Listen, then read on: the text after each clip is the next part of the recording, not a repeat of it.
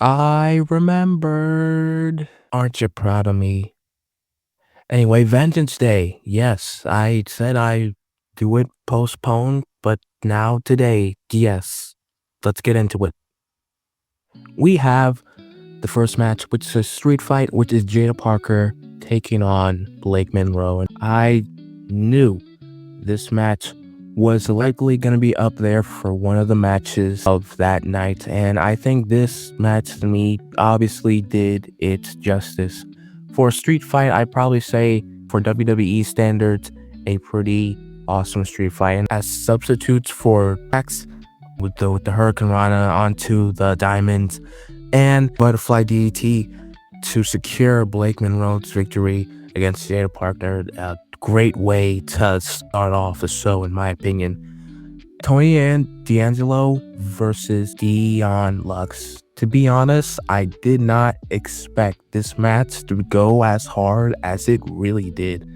I feel like this match here was pretty much just on par for like violence and brutality as a street fight, and I think this does Dion Lux pretty decently, building his name up, and what a way to do it. He stood out from Dark State, and I feel like maybe somewhere down the line, if they do, break up Dark State in the end, and they have these types of successes with their members, they would have big, prosperous futures down the line and secure a pretty good handful of up-and-coming young, superstars down the line. But in the end, Tony D'Angelo was the one to come up victorious in this affair. The NXT Underground match versus Kalani Jordan taking on Lil Vice. Underground matches, to me, they are something. I will say that much. And I think, for an MMA type match in WWE, to an extent, they did try. Not really into UFC or anything. Will say this was a pretty, decent match in my opinion. I will say that the hand targeting was pretty decently, but I would say I put this above Shayna Baszler versus Ronda Rousey anytime, just so you know. But on to the NXT Championship, Joe Hendry versus Ricky Saint.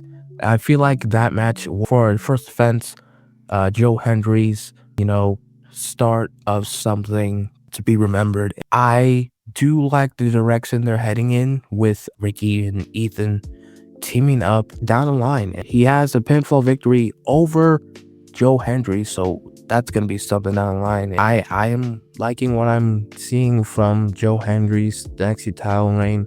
If that first match was anything to come off of his reign, I'm pretty sure we're into a pretty good late day title reign from him as he secures the victory and keeps his NXT championship. And on to the main event in my heart, Tatum Paxley taking on Izzy Dane, the champion. This to me is the main event in my heart, and I feel like I do it justice by putting it at the end, because I feel like after this match, everything else to me just felt like, not on par. And I'm not saying they didn't do a good job, but I'm saying that, this match was the match that should have went on last, in my grateful opinion. So I'll do it justice and give it the final entry. This feud, I'm loving it. You know what I mean? I feel like this is the feud in the NXT Women's Division that has the most traction, that has the most crowd reactions. At the end of the day, both these ladies have done that feud justice and deserve their flowers, because, man, what a match. Of course, the Conan got involved and, had interference, but I'm glad it wasn't too interference heavy.